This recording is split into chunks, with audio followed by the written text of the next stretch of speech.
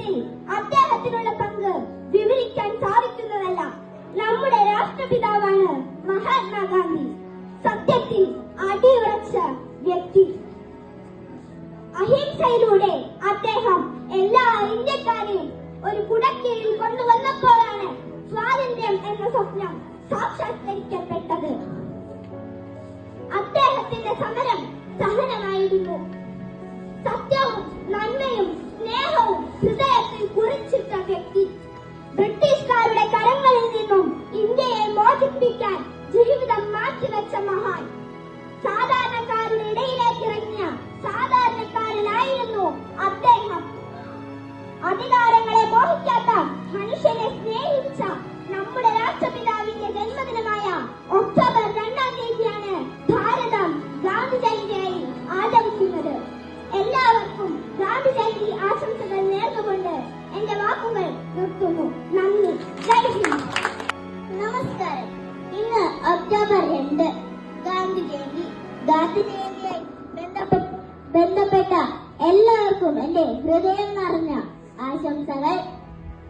ഗാന്ധി വെറുമൊരു മനുഷ്യനല്ല, അദ്ദേഹം നമ്മുടെ അറിവുകൾ നേടുന്ന ഒരു പുസ്തകമാണ്. ഇന്ത്യയുടെ രാഷ്ട്രപിതാവാണ് അദ്ദേഹം. നമുക്കൊരു മുത്തശ്ശൻ, നന്മയുള്ളൊരു മുത്തശ്ശൻ, നമ്മുടെ നാടിന് സ്വാതന്ത്ര്യം നേടിത്തന്നൊരു മുത്തശ്ശൻ. അടിയും വെടിയും കൂസാതെ അടിപിടി കൂടാൻ പോവാതെ നല്ലത് മാത്രം ചെയ്യാനും നല്ലവനായി വളരാനും വഴികാട്ടി മുത്തശ്ശൻ. ഞാൻ പറയാം, എന്റെ ബൈക്കില്ലേ, ഞാൻ പോയ ബൈക്കില്ലേ, അത് എന്റെ വീട്ടുകാർ മേടിച്ചതൊന്നുമല്ല. ഞാൻ എന്റെ അധ്വാനത്തില് എന്റെ കാശ് കൊണ്ട് മേടിച്ചതാ. മനസ്സിലായോ?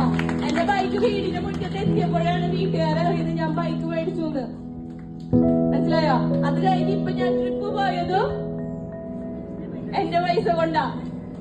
നാളെ വീട്ടുകാരോട് പറയുന്നുണ്ട്, മാസ്റ്റർ പോയിട്ടുണ്ടോ, എനിക്കും പോണെങ്കിൽ പൈസ ഒന്നും ചോദിക്കുന്നത്. കാരണം മാസ്റ്റർ പോയത് മാസ്റ്റർ പൈസ കൊണ്ട് നിങ്ങൾ പോണ്ടത്. Okay, very good. അപ്പൊ അതിനാദ്യം എന്ത് വേണം? പൈസ ഉണ്ടാക്കണമെന്നുണ്ടെങ്കിൽ അതിന് വിദ്യാഭ്യാസം വേണം, അറിവ് വേണം.